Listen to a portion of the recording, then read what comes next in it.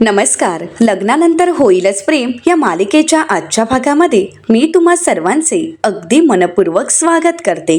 आजच्या भागामध्ये आपल्याला पाहायला मिळतं की आता जीवा आणि नंदिनी आर्याच्या घरी आलेले असतात आणि तिथे चैतन्यही असतो.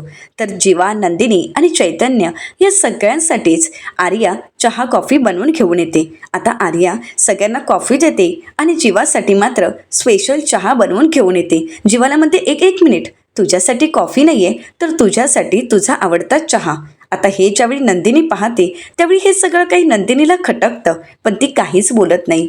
तर त्यानंतर आर्या नंदिनीला म्हणते, हे घे नंदू, तुझ्यासाठी कॉफी. तर नंदिनी म्हणते, मी तर कॉफी पितच नाही. तर आर्या म्हणते, काय नंदू, अगं तू कॉफी पित नाहीस, पण या अगोदर तू कॉफी प्यायचीस ना? तर नंदिनी म्हणते, हो मी प्यायची ना कॉफी, परंतु ज्यावेळी जीवा मला भेटले तेव्हापासून जीवा आणि चहा याच्या व्यतिरिक्त मला काहीच आवडत नाही. तर त्यावेळी आर्या काही बोलणार तर जीवा म्हणतो, एक मिनिट, तुम्ही का भांडताय दोघेही? तुम्हाला भांडायची काहीच गरज नाही आहे, लहान मुलींसारख्या भांडू नका. नंदिनी, हे घे, माझ्यातला चहा घे तुला. तर जीवा म्हणतो, नाही नको. तर आर्या म्हणते, कशासाठी? थांब ना, मी तिच्यासाठीही चहा घेऊन येते. तर नंदिनी म्हणते की नाही, मला चहा कॉफी काहीच नको. असं म्हणत नंदिनी या सगळ्याला नकार देते आणि आता आर्या ही कॉफी पिण्यासाठी बसते. तर नंदिनी आर्याला म्हणते, मला मिस्टर चैतन्य यांना काही विचारायचं आहे. तर आर्या म्हणते, बरं ठीक आहे, काही हरकत नाही. आता चैतन्य त्याच्या मोबाईलमध्ये असतो. नंदिनी आवाज देत म्हणते, चैतन्य, परंतु चैतन्य याचं काही लक्ष नसतो. नंदिनी पुन्हा एकदा आवाज देत म्हणते, मिस्टर चैतन्य. तर त्यावेळी चैतन्य काही बघत नाही, तो मोबाईलमध्येच असतो आणि म्हणूनच आर्या चैतन्याला आवाज देत म्हणते, सिद्धार्थ. तर त्यावेळी मात्र ती व्यक्ती पाहते.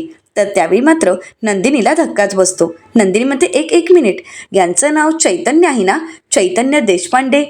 तर त्यावेळी ते म्हणतात की नाही, माझं नाव चैतन्य नाही तर सिद्धार्थ देशपांडे. आता हे ऐकल्यानंतर नंदिनी म्हणते, काय? तर त्यावेळी ते म्हणतात की हो, माझी मिसेस यांची पेशंट आहे. आता हे ऐकल्यानंतर नंदिनी त्यांना म्हणते, एक मिनिट, म्हणजे तुम्ही विवाहित आहात, तुमचं लग्न झालंय? जीवा, हे सगळं काही तुम्हाला माहीत होतं? असं म्हणत नंदिनी आता जीवाला प्रश्न करते. तर जीवा होकार देत म्हणतो की हो, हे सगळं काही मला माहीत होतं. तर त्यावेळी नंदिनी म्हणते, मग जीवा, हे तुम्हाला मला सांगावंसं नाही का वाटलं? ना तुम्हाला वाटलं ना आर्याला, हो ना? तर जीवा म्हणतो, अगं असं काय करतेस? अगं, ज्यावेळी मला आर्याचा फोन आला होता की ती याला घेऊन घरी आली आहे, त्याचवेळी आपण जिना उतरत असताना आर्याचा मला मेसेजही आला होता आणि त्याचवेळी तिने मला हे सगळं काही सांगितलं. मग त्यावेळी मी तुला कसं आणि काय सांगणार होतो, म्हणून मी तुला काही सांगितलं नाही. तर नंदिनी म्हणते, बरं ठीक आहे. तर त्यानंतर नंदिनी मिस्टर सिद्धार्थ यांना प्रश्न करत म्हणते, मिस्टर चैतन्य, सॉरी सिद्धार्थ, मला एक सांगा की तुम्ही ज्यावेळी घरी आलात त्यावेळी रम्याने तुमच्याकडे आय डी मागितलं, मग ते तुम्ही आय डी कसं दिलं? खरं तर तुम्ही या दोघांच्याही खोट्यामध्ये सामील झालाच आहात, पण मग ते आय डी कुठून दिलं? तर त्यावेळी सिद्धार्थ म्हणू लागतात की ते आय डी डॉक्टर आर्या यांनीच तर मला दिलं होतं. तर नंदिनी म्हणते, आर्या तू? तर आर्या म्हणते, हो, कारण काय आहे ना, मी त्या रम्याला पाहिलं तेव्हाच मला कळालं, जी मुलगी मी प्रेग्नेंट आहे याचा शोध घेऊ शकते ती मुलगी किती रिकामी असेल, आणि ती रिकामटेकडी असल्यामुळे ह्या गोष्टी तिच्या डोक्यात नक्कीच सुरू असणार. आणि म्हणूनच मी सिद्धार्थ यांना ते आय डी दिलं होतं, कारण रम्या असे काहीतरी प्रश्न विचारू शकते हे मला चांगलंच माहीत होतं. आता मात्र जीवा आर्याचं कौतुक करतो आणि म्हणतो, क्या बात आहे, क्या बात आहे, म्हणजे मी रम्यासोबत लहानाचा मोठा झालोय, परंतु रम्या असे काहीतरी प्रश्न विचारू शकते हे तर माझ्या डोक्यातच आलं नव्हतं. परंतु आर्या, खरंच क्या बात आहे. असं म्हणत आता जीवा आणि आर्या खूप हसत असतात आणि एकमेकांच्या हातावर टाळ्याही देतात. आणि हे मात्र नंदिनीला अजिबात आवडत नाही. नंदिनी मोठ्यानेच ओरडत म्हणते, बस करा आता हे सगळं काही. आता मात्र जीवाला धक्काच बसतो. तर नंदिनी मोठ्यानेच म्हणते की हो, हे सगळं काही बस करा, कारण आता हे सगळं काही मला सहन होत नाहीये. असं म्हणत नंदिनी आता या सगळ्याला खूप कंटाळलेली असते. तर दुसरीकडे देशमुखांच्या घरी आपल्याला पाहायला मिळतं की गुरुजी पार्थला म्हणतात, मला कोणी बोलावून घेण्याची किंवा मला कोणी कुठे जायला सांगायची काहीच गरज नाही, कारण नियती मला जिथे बोलावते तिथे माझी पावलं आपोआपच वळतात. तर त्यावेळी पार्थ गुरुजींना म्हणतो, गुरुजी, तुम्ही आत्तापर्यंत जेव्हा जेव्हा घरी आलात तेव्हा तेव्हा काही ना काही संकेत दिलात, म्हणजे तुम्ही ज्यावेळी आम्हाला संकेत देता त्यावेळी तर त्या संकेताचा अर्थ आम्हाला कळत नाही, परंतु ज्यावेळी या सगळ्याचा अर्थ लागतो त्यावेळी मात्र खूप उशीर झालेला असतो. आणि आत्तापर्यंत आज तागायत तुमचा एकही शब्द कधी खोटा ठरला नाही आहे. तुम्ही आजही कुठला संकेत देण्यासाठी आलाय का? मी एक काम करतो, मी आईला बोलावतो. तर त्यावेळी गुरुजी पार्थला म्हणतात, नको. गुरुजी पार्थला म्हणतात, पार्थ, आता मी तुला जे काही सांगणार आहे आणि तू जे काही ऐकणार आहेस ते सगळं काही तुझ्या आणि काव्याच्या नशिबातच लिहिलेलं आहे आणि त्या संकेताचा साक्षीदार दुसरं कोणी असण्याची गरजही नाही. आता मात्र पार्थ घाबरतो आणि गुरुजींना विचारतो की काय संकेत आहे नक्की गुरुजी? तर गुरुजी पार्थला म्हणतात, नियती तुमची कठोर परीक्षा घेणार आहे, पण कुठल्याही क्षणाला तुम्ही एकमेकांची साथ मात्र सोडू नका आणि एकमेकांचे हात सोडू नका. कारण जिथे साथ असते, जिथे एकमेकांचा हात हातात असतो, तिथे नियतीला सुद्धा हार मानावी लागते. येणारा काळ कठीण वळण घेणार आहे. आता हे ऐकल्यानंतर पार्थ घाबरतो आणि म्हणू लागतो, कठीण म्हणजे काय होणार आहे गुरुजी? आमच्यामध्ये काही वाद वगैरे होणार आहेत का? आम्ही काही गमावून बसू का किंवा हरू का? तर त्यावेळी गुरुजी पार्थला संकेत देत म्हणतात, संकट कधीही माणसाला हरवत नाही, पण जर या संकटात आपल्या माणसाची साथ सुटली तर आयुष्याचा खेळ माणूस हमखास हरतो. म्हणून कोणताही प्रसंग आला, म्हणून पुन्हा सांगतोय की कोणताही प्रसंग आला तरी एकमेकांचे हात अजिबात सोडू नका. कारण तुमचे एकमेकांचे धरलेले हात हे त्या लक्ष्मण रेषेपर्यंत आहेत. ती ओलांडली आणि मग रामायण घडलं. आणि पुन्हा तुमच्या आयुष्यात रामायण घडू देऊ नका. काळाची चक्र ही वेगाने फिरतील. अनेक भ्रम, अनेक संकट तुमच्या समोर उभी राहतील, परंतु विश्वासाचा धागा तुटू देऊ नका. आणि तो जर अखंड राहिला तर नियतीचा प्रत्येक डाव हा निष्फळ ठरेल. आणि हो, तुमचं भविष्य हे तुमच्या आयुष्यात येणाऱ्या तिसऱ्या व्यक्तीवर अवलंबून आहे. तेव्हा काळजी घ्या. आणि हो, तुमचं नातं तुटू देऊ नका, तुमच्या नात्याला जपा, असं म्हणत गुरुजी निरोप घेत आता निघालेले असतात. आता मात्र गुरुजींचे हे शब्द, त्यांचं हे कोडं पार्थला काही उलगडत नसतं. गुरुजी नक्की कोणत्या संदर्भात बोलत आहेत हेही पार्थला कळत नाही. गुरुजी जाताच गुरुजींचे शब्द पार्थला आठवतात, तुमचे भविष्य हे तुमच्या आयुष्यात येणाऱ्या तिसऱ्या व्यक्तीवर अवलंबून आहे. तर दुसरीकडे आर्याच्या घरी आपल्याला पाहायला मिळतं, जीवा नंदिनीला म्हणतो, नंदिनी अगं काय झालंय, शांत हो ना. नंदिनी प्लीज प्लीज शांत हो ना. नंदिनी इकडे बघ, तू एवढी पॅनिक का होतेस, तू शांत हो, असं म्हणत जीवा नंदिनीला शांत करत असतो. पण नंदिनी मात्र जीवाचं काही ऐकून घ्यायला तयारच नसते. आता आर्या मिस्टर सिद्धार्थ यांना म्हणते की मिस्टर सिद्धार्थ, हा जरा फॅमिली इश्यू आहे, त्यामुळे तुम्ही आलात तरी चालेल. तर मिस्टर सिद्धार्थ म्हणतात की हो, काही हरकत नाही, तसंही मी माझं काम केलेलं आहे, पण हो, आपली कॉफी डेट लक्षात आहे ना? तर आर्या होकार देते. आता सिद्धार्थ तर तिथून निघून जातात. तर नंदिनी रागानेच आर्याकडे पाहते. तर आर्या म्हणते, माझ्याकडे अशी बघू नकोस नंदिनी, खरं तर या सगळ्या गोष्टी एका दिवसात मॅनेज करणं हे खूप कठीण होतं आणि त्यासाठी हे तर करावंच लागेल ना. तर त्यावेळी नंदिनी म्हणते, खरंच खरंच थकली आहे मी, खरंच खूप थकली आहे मी, कारण हे सगळं काही ओझं नंदिनीला सहन होत नसतं. खरंच मी खोटं बोलून बोलून थकली आहे, कारण मी इतकं खोटं बोलली आहे जे मी माझ्या आयुष्यात कधीही बोलली नव्हती. मी माझ्या आयुष्यात जितकं खोटं बोलली नाही ना, तितकं मी एका महिन्याभरात खोटं बोलली आहे. तर आर्या नंदिनीला म्हणते, परंतु या व्यतिरिक्त माझ्याकडे दुसरा कुठलाच पर्याय नव्हता. मला तरी असं वाटते की हा योग्य पर्याय होता. कोणाकोणाला वाटते की मी जे काही केलं ते योग्य आहे, असं म्हणत आर्या हात वर करते आणि स्वतःने जे काही केलंय ते योग्यच आहे हे आर्याने आपल्या मनाशी ठाम ठरवलेलं असतं. आता आर्या प्रश्न करत म्हणते की कोणाकोणाला वाटते की मी जे काही केले ते योग्य आहे. तर त्यावेळी जीवासुद्धा हात वर करतो आणि आर्यावर विश्वास दाखवतो आणि त्यावेळी मात्र नंदिनीला धक्का बसतो. नंदिनी म्हणते, जीवा. तर त्यावेळी जीवा नंदिनीला म्हणतो, तुझ्याकडे काही दुसरा ऑप्शन होता का? तर नंदिनी म्हणते, अहो, एका पेशंटच्या नवऱ्याला आपल्या बाळाचे वडील म्हणून आणण्याव्यतिरिक्त दुसरा कुठलाच पर्याय नव्हता का आपल्याकडे? नंदिनी आर्याला म्हणते, आर्या अगं तुला कळतंय का, उद्या जर त्याच्या बायकोला कळालं तर तिचा संसार मोडेल. तर त्यावेळी आर्या नंदिनीला म्हणते, हे बाई, सगळ्यांचे संसार इतके तकलादू नसतात.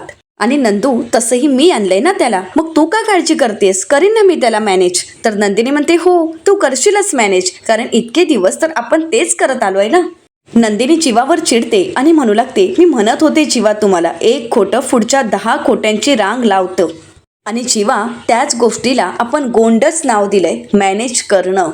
नंदिनी आर्याला प्रश्न करत म्हणते, आर्या आजचा दिवस तर तू मॅनेज केलायस, पण उद्या उद्या कसं मॅनेज करणार आहेस सांग ना. उद्या काही तुझ्याकडे अजून पर्याय आहे का? तर जीवा नंदिनीला म्हणतो, अगं पण या केसमध्ये उद्या तर उगवणारच नाहीये ना. नंदिनी म्हणते, उगवणार, तोही दिवस उगवणार जीवा. आणि मला माहितीये तोही दिवस तुम्ही मॅनेज कराल. अंधारात आपण जे काही करतोय ना त्या सगळ्याची चाहूल लागली आहे वसू आत्या आणि रम्याला. जीवा तुम्हाला कळतंय ना, वटपौर्णिमेच्या दिवशी खोटं पोट आणलं तेही आपण मॅनेज केलं. त्यानंतर आज आर्याची प्रेग्नेन्सी त्यांनी सगळ्यांसमोर आणली, तेही आपण मॅनेज केली. आणि समजा उद्या जर त्यांना कळालं की आर्याचा सो कॉल्ड बॉयफ्रेंड हा मॅरिड आहे आणि हे जर त्यांना कळालं तर मग आपण काय करायचंय, ते कसं मॅनेज करायचंय आपण सांग ना आर्या. तर आर्या नंदिनीला म्हणते, इतकंच ना, अगं तेही अगदी सोपं आहे. मी त्यांना सांगेन की लवकरच त्यांचा डिवोर्स होणार आहे आणि त्यानंतर लवकरच आम्ही लग्न करणार आहोत. ओके, झालं काम. तर जीवा आर्याला साथ देत म्हणतो, खरंच खूप छान, गुड आयडिया. आता दोघांनाही ही कल्पना आवडलेली असते. तर नंदिनी टाळ्या वाजवत म्हणते, वा छान, म्हणजे तुम्हा दोघांचं छान मस्त चाललंय, काही ना काही गोष्टी मॅनेज करायच्याच. नंदिनी म्हणते, कमाल, मस्त, क्या बात आहे, खरंच खूप फास्ट चालतात ना तुम्हा दोघांची ही डोकी. नंदिनी म्हणते, नशीब नशीब आपल्या मुलाने अजून आकार घेतला नाहीये, नशीब त्याचा मेंदू अजून तयार झाला नाहीये, कारण त्याने जर हे सगळं काही ऐकलं असतं ना तर त्याला लाज वाटली असती आपली. नंदिनी जीवाला म्हणते, जीवा आर्याला माहीत नाहीये पण तुम्हाला तर माहीतच आहे ना आपण काय ठरवलं होतं की आपण आपल्या छकुलीला तिच्या जन्मा अगोदरच्या सुरस कथा ऐकवणार आहोत म्हणून. मग सांगा ना जीवा, या कथा ऐकवणार आहोत का आपण?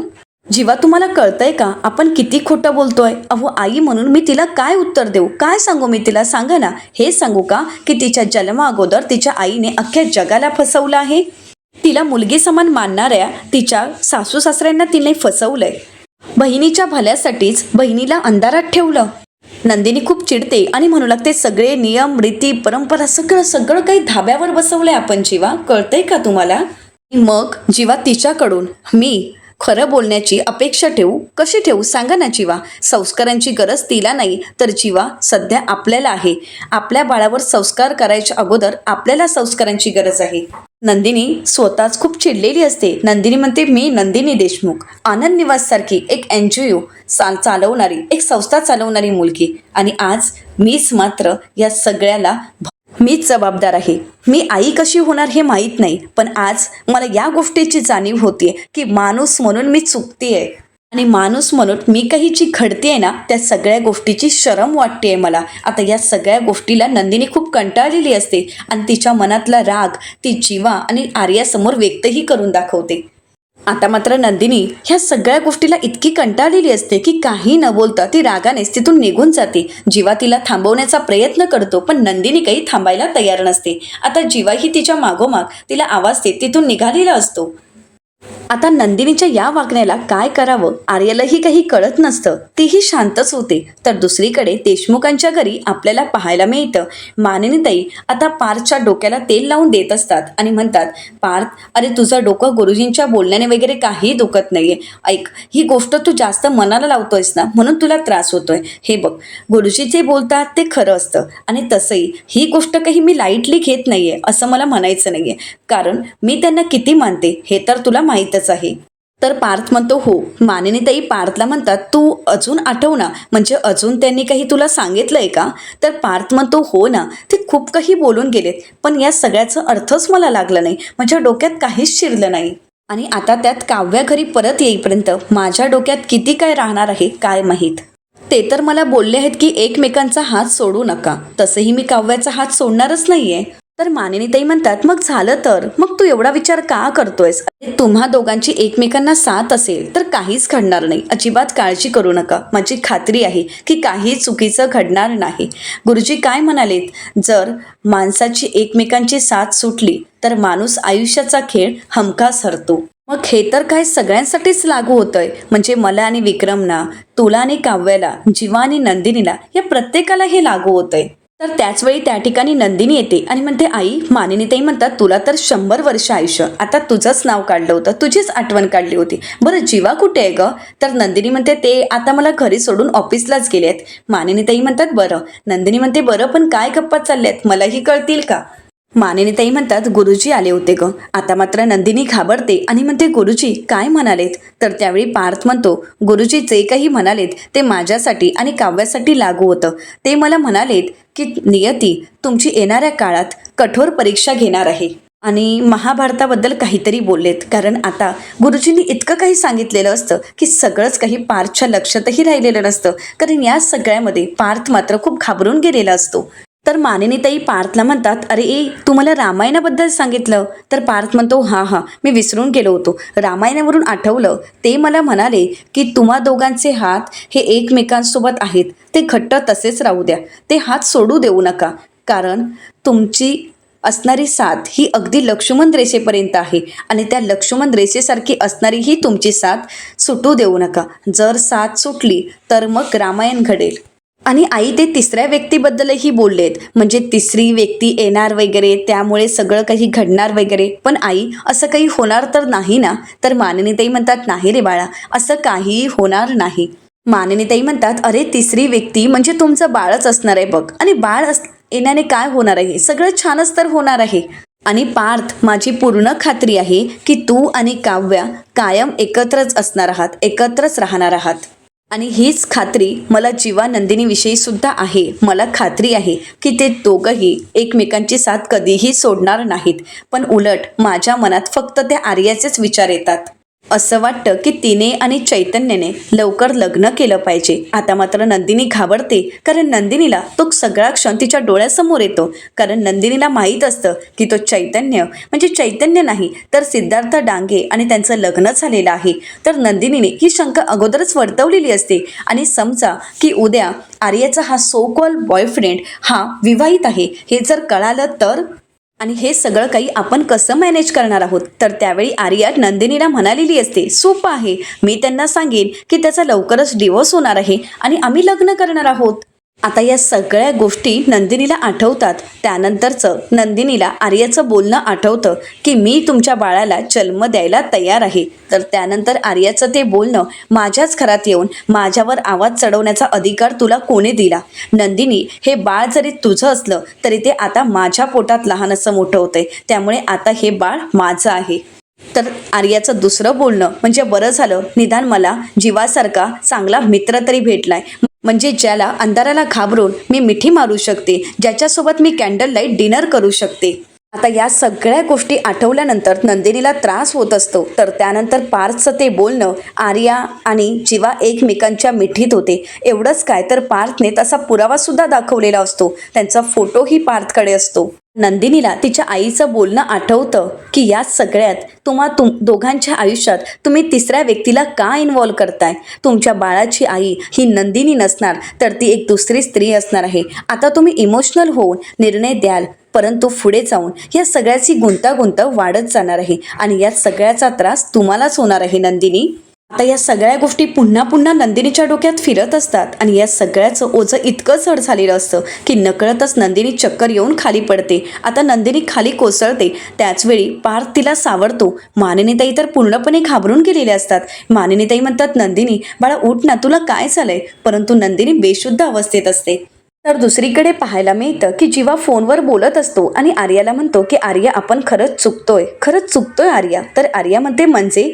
तर जीवा म्हणतो हे बघ आर्या, आपण जे काही चुकीचं वागतोय या सगळ्याचा नंदिनीला त्रास होतच असेल. खरं तर एक खोटं मॅनेज करण्यासाठी आपण दुसरं खोटं उभं करत आहोत, हेच तर आपलं चुकतंय. आता मात्र आर्या जीवावर चिडते आणि म्हणू लागते जीवा, तुम्हा मध्ये मध्ये दोघांनाही झटके येतात का रे? म्हणजे काय चाललंय तुम्हा दोघांचं?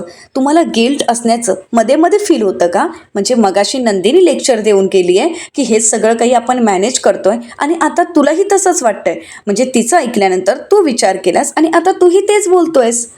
तर आर्या जीवाला म्हणते हे बघ, आता आपल्याला इमोशनल होऊन चालणार नाही किंवा तसे विचार करूनही चालणार नाहीत, कारण आपल्याकडे दुसरा पर्याय नाहीये. तर जीवा म्हणतो हे बघ, पण हे सगळं काही नंदिनीला आवडत नाहीये आर्या. तर आर्या म्हणते हो, कारण तिने कधीही आयुष्यात खोटं बोलून गोष्टी मॅनेज केलेल्या नाहीयेत आणि म्हणून या गोष्टीचा तिला त्रास होतोय. खरं तर आता काव्याच्या प्रिलिम्स जवळ आल्या आहेत आणि आता या सगळ्या गोष्टी बाहेर येण्याच्या कंडिशनमध्ये आपण आहोत का? नाही ना? मग त्या नंदिनीचा विषय सोड, तू तिचा विचार नको करूस.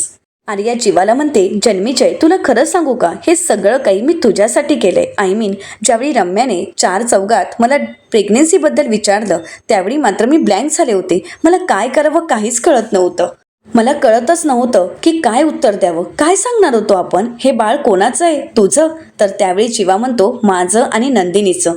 तर आर्या म्हणते, हेच, पण आपण तेच सांगणार होतो का, नाही ना. पण या सगळ्यात नंदिनी काही सोल्युशन घेऊन आली का, नाही ना. त्यावेळी वाचवण्यासाठी तू पुढे आलास, तू मला वाचवलं आणि मी तुला वाचवलं. त्यामुळे नंदिनी काय बोलते, ती काय विचार करते, या सगळ्याने मला फरक पडत नाही. तर आता आर्याचं हे बोलणं ऐकून जीवा म्हणतो, तुला फरक पडत नसेल, परंतु आर्या मला फरक पडतो. आणि आर्या, एक गोष्ट तू विसरू नकोस, ती माझी बायको आहे आणि मला तिची काळजी असणारच. कधीच ती कोणाशी खोटं बोलत नाही आणि आता रोज काही ना काही खोटं बोलावं लागतंय आणि या सगळ्याने ट्रेस येईल तिला. या सगळ्याचा त्रास तिला सहन होणार नाही. तर दुसरीकडे देशमुखांच्या घरी आपल्याला पाहायला मिळतं, मानिनीताई नंदिनीला आवाज देत तिला उठवण्याचा प्रयत्न करत असतात, पण नंदिनी मात्र बेशुद्ध असते. मानिनीताई पार्थला म्हणतात, पार्थ तरी तू काय बसलायस, तिच्या डोळ्यावर पाणी तरी शिंपड. तर आता पार्थ पाणी शिंपडतो, परंतु तरी सुद्धा काही नंदिनी शुद्धीवर येत नाही. आता दोघांनाही काय करावं काहीच कळत नाही. मानिनीताई म्हणतात, नंदिनी बाळा अगं उठ ना, पण नंदिनी काही शुद्धीवर येत नसते. मानिनीताई पार्थला म्हणतात, अरे तू असं काय बसलायस, तू डॉक्टरांना फोन कर ना. तर पार्थ म्हणतो, माझा मोबाईल. तर त्यावेळी मानिनीताई म्हणतात, थांब, माझ्याकडे आहे आर्याचा नंबर, मीच फोन करते. असं म्हणत मानिनीताई आता आर्याला फोन करायला घेतात, पण इथे आर्या मात्र जीवासोबत बोलत असते.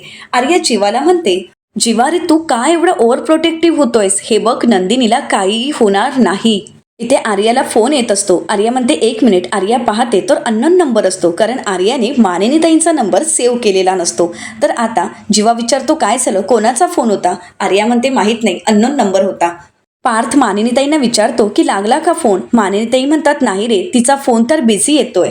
तर आता मानिनीताई म्हणतात, माझ्याकडे तर आता एकच पर्याय आहे, मी एक काम करते, माझ्या डॉक्टरांना बोलवते, डॉक्टर मेधा कुलकर्णी जवळच आहेत, तर लगेच येतील. तर पार्थ म्हणतो, हो काही हरकत नाही, तू बोलावून घे, तोपर्यंत मी जीवाला कळवतो. असं म्हणत आता पार्थ जीवाला फोन करायला जातो. तर इथे मानिनीताईंनी डॉक्टर मेधा कुलकर्णी यांना फोन केलेला असतो. इकडे जीवा पाहतो तर पार्थचा फोन आलेला असतो.